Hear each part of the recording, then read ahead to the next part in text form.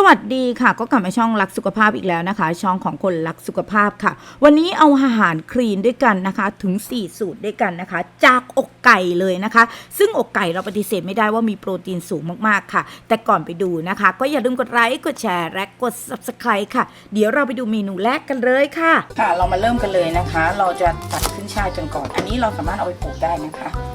เราจะตัดหั่นเป็นท่อนๆนะคะเตรียมไว้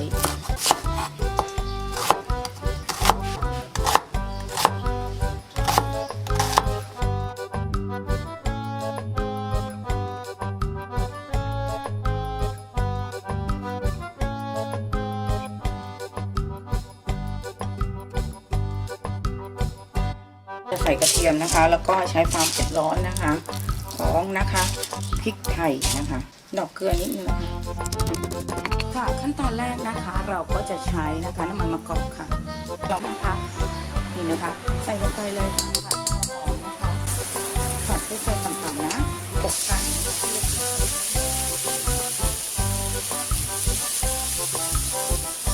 ผัดพอไก่สุกนะซึ่งอกไก่เนี่ยนะคะมันจะสุกไวมากๆเป็นโปรตีนที่มีราคาไม่แพงนะคะหอยคีโตค่ะมีรสคีโตอีกนิดนึงนะคะและสุดท้ายเลยค่ะน้ำซุปนะคะวิธีทำเป็นได้คลิปนะคะจะช่วยให้อาหารคีโตเราอร่อยขึ้นนะคะเราต้องตุ๋นเป็นเวลานานเลยนะคะน้ำซุปเนี่ยเล่นแสดงนะคะหลังจากนั้นใส่หัวหอมใหญ่นะคะที่หั่นเอาไว้นะคะ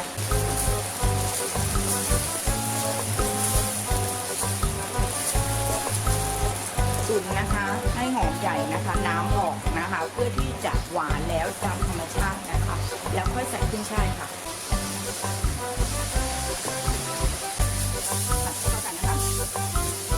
แก๊สนะคะเดี๋ยวเราจะเสิร์ฟกันค่ะง่ายๆที่ทุกคนก็ทำได้นะคะและที่สำคัญนะคะช่วยเร่งการเผาผลาญด้วยนะคะให้เราบุบกระเทียมก่อนค่ะ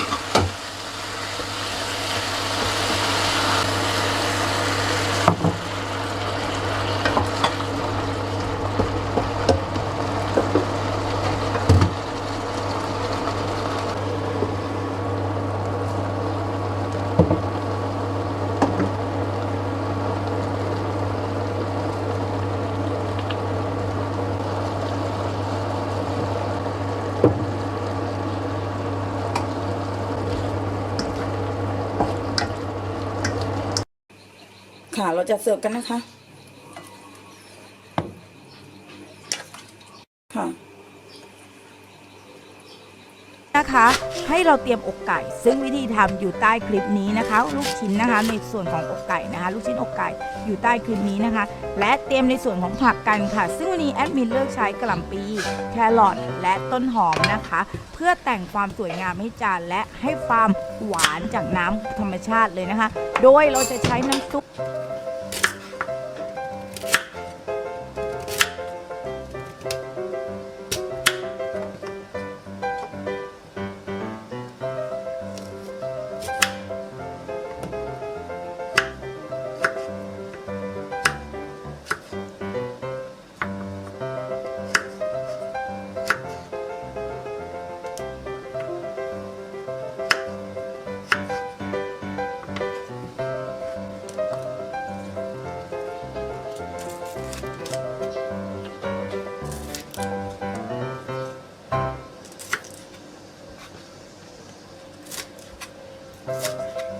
ใต้นี้นะคะเรามีวิธีทำอยู่แล้วนะคะหลังจากนั้น ค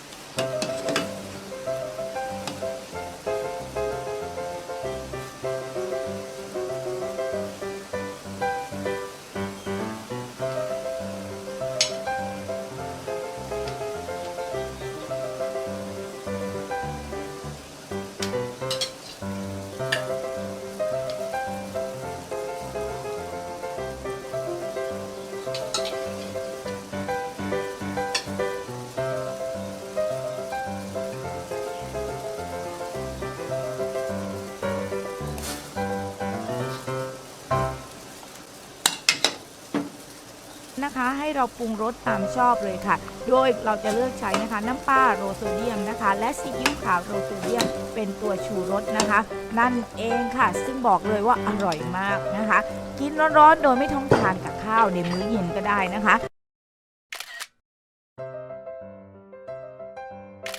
ค่ะทีนี้เรามาเริ่มขั้นตอนแรกกันนะคะเราก็จะใช้อกไก่ในลักษณะอย่างนี้นะโดยที่เราต้องเอาด้านนอกที่มันเป็นมันออกให้หมดเลยนะคะไม่ให้เหลืออันนี้ยังมีเหลืออีกนิดๆนะทีนี้นะคะเราจะใช้ช้อนจิ้มนะเพื่อที่จะเครื่องที่เราจะหมักเนี่ยมันจะได้เข้าไปเยอะๆเลยนะคะนี่ใช้ช้อนจิ้มอย่างนี้นะคะใช้จิ้มให้หมดเลยทั้งหน้าและหลังนะ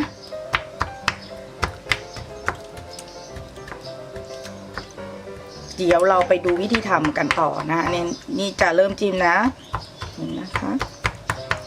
จิ้มจนหมดเลยสูตรนี้นะคะจะฉ่ำนมนะคะแล้วก็ที่สำคัญเนื้อไม่แห้งนะคะหลายคนเจอปัญหานะเนื้อแห้งนะคะแต่สูตรนี้บอกเลยเนื้อไม่แห้งทีนี้ขั้นตอนต่อไปนะคะให้เราใส่ภาชนะลงภาชนะอย่างนี้เนาะไก่ใส่นมนะคะ2ช้อนตวงและนะคะเกลือสีชมพูนะคะ1หยิบมือ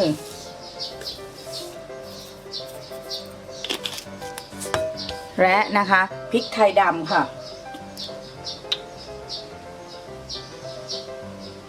ตามชอบเลยนะอันนี้น้ำมันหอยโลโซเดียมนะคะ1ช้อนโต๊ะซีอิ๊วขาวโลโซเดียม1ช้อนโต๊ะนะคะ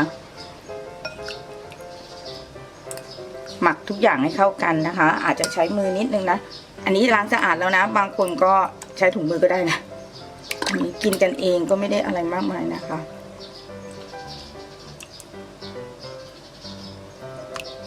หลังจากนั้นนะคะเอาเข้าตู้เย็นนะคะแพ็คไว้นะคะประมาณ1ชั่วโมงค่ะแล้วเดี๋ยวเราไปนาบกับกระทะกันนะคะในกระทะนะคะแล้วก็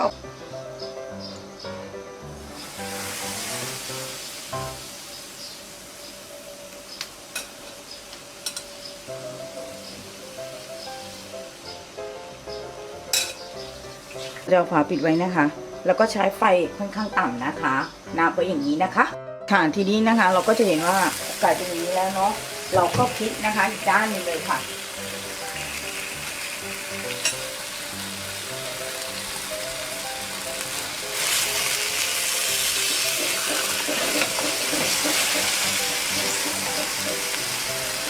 นะคะ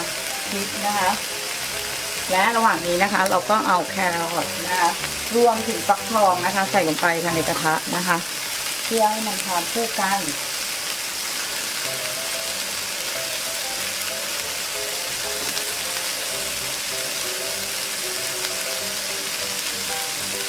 นะคะก็หมั่นดูแครอทหน่อยนึงว่าพวกนี้มันจะนั่นหรือยังนะ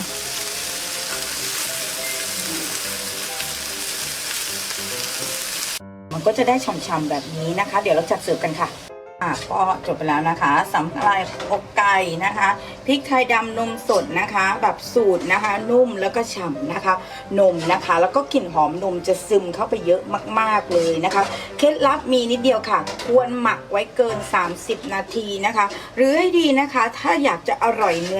น้นๆเลยนะก็ควรหมักไว้เป็นเวลา1คืนเช้ามาเราค่อยนาบนะคะจะกินกับอะไรก็อร่อยนะคะค่ะเป็นไงบ้างคะสำหรับ4ไอเดียนะคะสำหรับคนที่ต้องการลดน้ำหนักลดพุงนะคะเป็นอาหารคลีนที่คาร์โบไฮเดรตต่ำมากๆนะคะแต่โปรตีนสูงทำให้เราอิ่มนานนะคะช่วยลดน้ำหนักหรือช่วยให้การลดน้ำหนักเป็นเรื่องง่ายๆค่ะสำหรับคลิปนี้นะคะทีมงานรักสุขภาพก็หวังว่าคลิปนี้ของเรานะคะจะมีประโยชน์กับเพื่อนๆไม่มากก็น้อยนะคะถ้าชอบคลิปนี้ก็กดไลค์กันเลยค่ะและที่สำคัญอย่าลืมกดแชร์เพื่อบอกสูตรดีๆค่ะเจอกันใหม่คลิปหน้าสวัสดีค่ะ